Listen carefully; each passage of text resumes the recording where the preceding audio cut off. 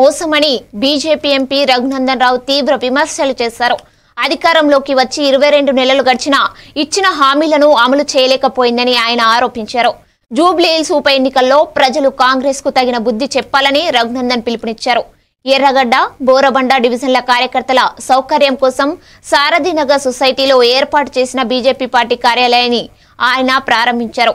ఈ సందర్భంగా మాట్లాడుతూ కార్యకర్తలు కష్టపడి కాకుండా ఇష్టపడి పనిచేయాలని సూచించారు. అధికారంలోకి వచ్చి 22 నెలల నుంచి ఇచ్చిన హామీలు నెరవేర్చని కాంగ్రెస్ పార్టీని కబరస్థాన్కు పంపేందుకు ఇక్కడ ఈ పోరాటం జరగబోతా ఉంది. ఈ పోరాటంలో బరాబరి భారతీయ జనతా పార్టీ గీత గీసి బరి గీసి కొట్లాడుతుంది.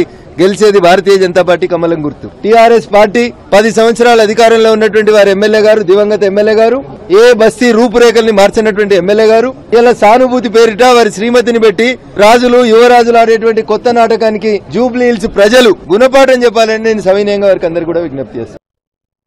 మాజీ మంత్రి నారాయణ